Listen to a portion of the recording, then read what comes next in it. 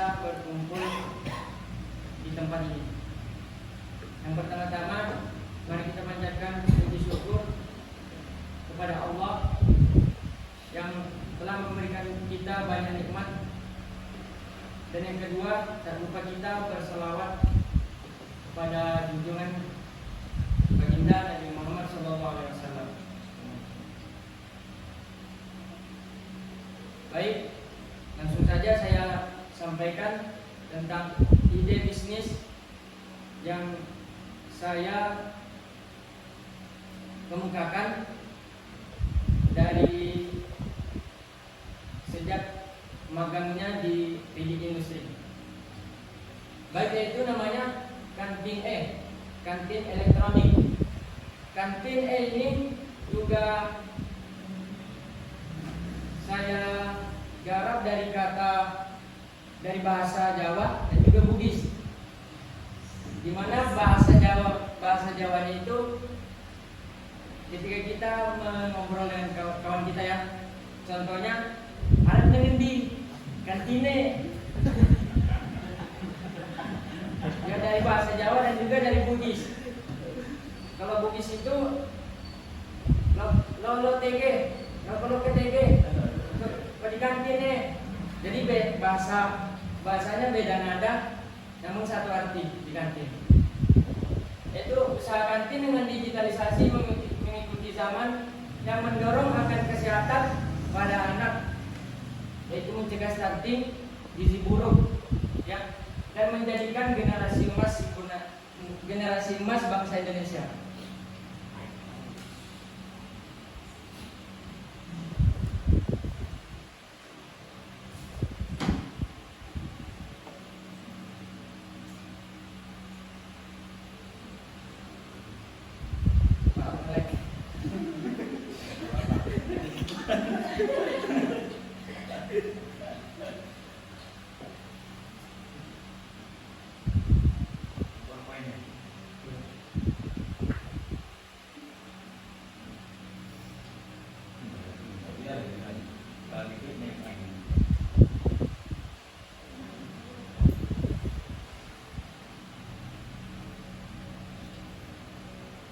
Yang perkenalan sebelumnya, nama saya Ahmad. Saya dari pelajar SMK Negeri 1 Kota Jambi. Bersama dengan teman saya yaitu Juli. Mungkin belum tahu sekolahnya di mana ya, di SMK 1 Kota Jambi, di Jalan Kurang. Oke, masuk saja ke tabel konten. Yaitu yang pertama, mengenal kantinnya lebih dekat.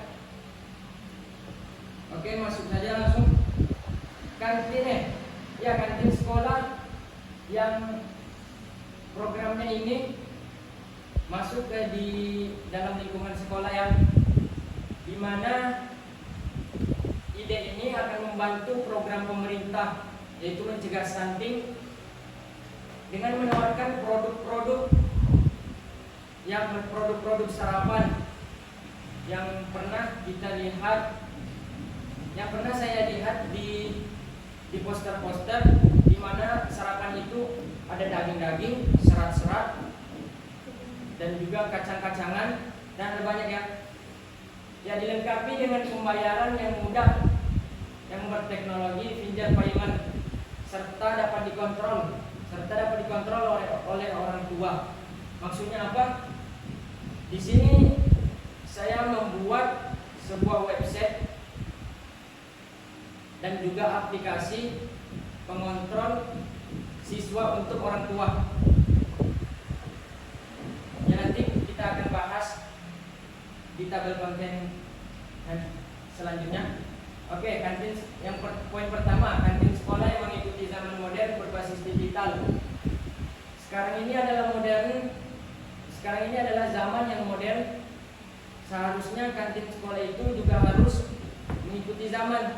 Contohnya Alfamart sekarang itu sudah canggih, yang bisa nge-scan barcode langsung tertera harganya. Contohnya di kantin di kota-kota besar juga ada, tapi memakai kartu. Yang kedua, menawarkan produk sarapan anti stunting dan juga minuman yang berkalsium dan gizi yang tinggi. Dan yang ketiga, kenyamanan siswa dalam bertransaksi. Nantinya dalam pentransaksian pembelian produk, siswa akan nyaman, akan mudah, dan setidaknya akan mengurangi permasalahan komunikasi dalam sistem jual beli. Masuk yang keempat, kantin ini dilengkapi dengan sistem pembayaran yang aman dan memanfaatkan pemberian Tuhan, yaitu sidik jari, di mana yang kita ketahui setiap orang itu sidik jarinya berbeda. Saya mengambil hikmah dari pemberian Tuhan ini, yaitu menjadikan fingerprint, menjadikan sidik jari sebagai metode pembayaran transaksi. Ya, yang kelima, dikontrol orang tua, yakni orang tua dapat menambah jajan anak melalui sebuah aplikasi kantin orang tua. Masuk yang tabel konten kedua. Dari terciptanya ide ini, saya mengidentifikasi problem yang ada, yaitu poin pertama, pemerintah ingin menargetkan prevalensi stunting menjadi 14% untuk tahun 2024 dan kini 2023 yakni sebesar 21,6%. Nah, saya mengidentifikasi problem ini dan mengembangkan ide di mana ide ini menawarkan produk anti stunting dan susu, menawarkan minuman yang bergizi dan berkalsium tinggi untuk membantu program pemerintah. Yang kedua, pastinya kita mengetahui seperti anak-anak SD. Yang di poin kedua, seperti yang kita ketahui, anak-anak SD belum dapat membedakan yang mana jajan sehat, yang mana tidak. Maka dari itu saya melihat ini adalah suatu problem anak yang tidak dapat membedakan jajan yang mana sehat, mana yang bergizi. Maka dari itu saya mengembangkan sebuah ide yang memberikan sarapan yang bergizi dan juga minuman yang bergizi. Oke, kecurangan anak kepada orang tua dan manajemen jajan anak. Apa sih itu kecurangan anak pada orang tua? Oke, saya pernah melihat langsung apa kecurangan anak pada orang tua. Jadi anak ini meminta jajan kepada maknya, kepada ibunya. Namun dalam hal ini anak tidak dibolehkan merokok, tidak dibolehkan mudun. Nah, kecurangan anak ini diberikan jajan namun membeli rokok. Nah, saya mengidentifikasi problem ini. Saya ingin mengurangi problem ini dengan cara memberikan aplikasi untuk orang tua, dimana nanti aplikasi untuk orang tua ini menambahkan uang jajan anak tanpa uang tunai, hanya menambahkan saldo, dan nantinya saldo ini akan dipakai untuk bertransaksi di website kantinnya. Oke, yang keempat, kecurangan siswa, kesalahan komunikasi oleh pembeli dengan penjual atau sebaliknya. Kecurangan siswa ini saya juga pernah melihat langsung. Kecurangan siswa dalam jajan di kantin, yaitu seringkali mengambil gorengan 3, namun bayarnya 2.000, yang dimana seharusnya 3.000, dan minta kembalian. Nah, saya ingin sebuah problem ini menghadirkan sebuah kantin. Masuk ke konten ketiga, yaitu memecahkan masalah yang tadi, memecahkan masalah problemnya, di mana mengurangi kecurangan siswa kepada penjual, yaitu kami menghadirkan monitor touchscreen yang akan diletakkan di depan kantin yang menampilkan web kantin yang menjadikan siswa dapat memilih sendiri dengan digeser-geser. Contohnya webnya ini.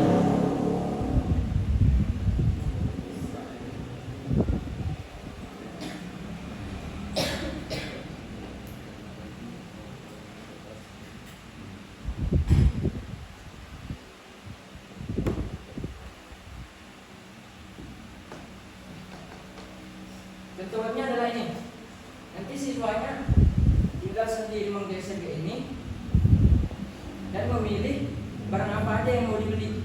Contohnya sarapan dengan kaya serat, sarapan protein, rambutan, buah-buahan, pisang, dan sarapan lengkap, susu putih biasa, susu zinc, susu boneto. Ya, ini hanya gambaran minimum value untuk website ini, dimana nantinya tinggal diklik dan melakukan pembayaran dengan sidik jari. Dimana ada kategori bisa ditambahkan banyak ya, buat sarapan putih stunting, buah-buahan, minum kalsium tinggi, minum bergizi. Oke, lanjut. Yang poin kedua, metode pembayaran dilakukan dengan menempelkan sidik jari. Alat ini dan alat pembayaran ini nantinya saya membuatnya dari SP32 dan juga model fingerprint serta LCD yang menampilkan output nanti. Karena terciptanya ini karena saya magang di sini.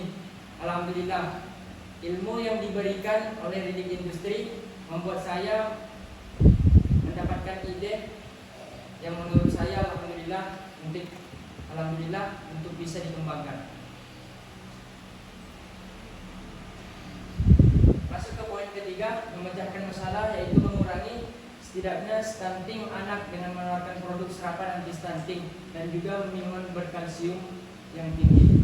Poin yang keempat, pemberian uang jajan kepada anak dengan cara digital. Ya, sesuai ya tadi sudah saya sampaikan, pemberian jajan anak itu melalui sebuah aplikasi untuk orang tua, di mana aplikasi untuk orang tua ini bisa menambah saldo dan juga melihat histori pembelian dari anak. Jadi anak tidak perlu lagi diberikan uang. Kalau diberikan uang bisa jadi dia memberikan sesuatu hal lain yang tidak diinginkan. Jadi adanya aplikasi ini tidak perlu memberikan uang tunai dan dapat melihat apa saja yang dibeli oleh anak. Untuk aplikasi untuk orang tua ini belum saya buat dan tampilannya pun belum ada. Masuk ke tabel konten manajemen kantin E. Oke, kantin E ini nanti mempekerjakan satu orang untuk setiap sekolah.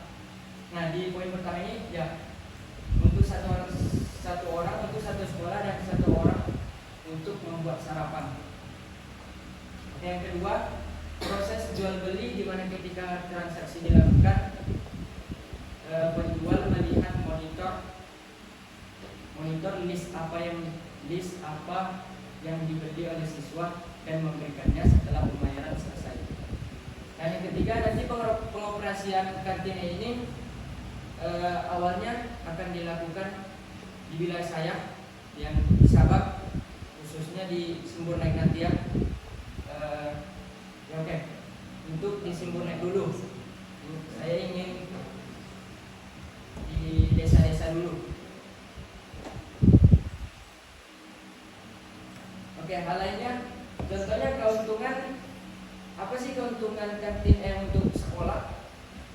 Apa sih keuntungannya? Sebab yang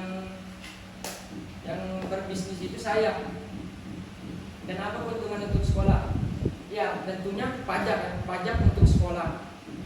Dan yang kedua ini adalah nantinya nanti akan memberikan keuntungan cashback untuk setiap transaksi siswa, yaitu di mana cashbacknya itu adalah 5% setiap pembeliannya, setiap total pembelian untuk satu hari. Jadi misal 10.000, maka siswa akan mendapat cashback Rp500. Nah, nanti cashbacknya ini tidak dapat ditarik tunai. Cashbacknya ini akan dipergunakan untuk keperluan khas kelas atau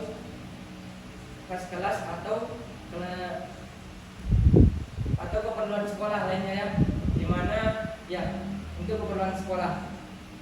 Cashbacknya nanti itu tidak dapat ditarik tunai, tapi digunakan untuk kas kelas dan juga keperluan sekolah. Karena banyak, saya mengalami sendiri di sekolah saya, dan saya pun begitu. Ketika sekolah sudah berakhir semester, maka kas kelas itu banyak yang enggak. Dengan itu kami menghadirkan cashback untuk nanti duitnya itu dipergunakan untuk kas kelas. Oke, Ahmad. Di sini sebelumnya saya belum memperkirakan harga ide bisnis ini, memperkirakan biaya operasionalnya, namun saya hanya memperkirakan harga alatnya, di mana saya menggunakan latte Panda ataupun Raspberry Pi seharga 2 juta dan monitor touchscreen 2. Jadinya nanti siswa dapat membeli di kantin secara 2 bersamaan. Ya, alat fingerprint juga 2, dimana saya perkirakan hanya 500.000. Totalnya itu adalah 4.500.000 harga alat untuk setiap satu sekolah. Oke, hanya itu. Saya akhiri dari presentasi saya.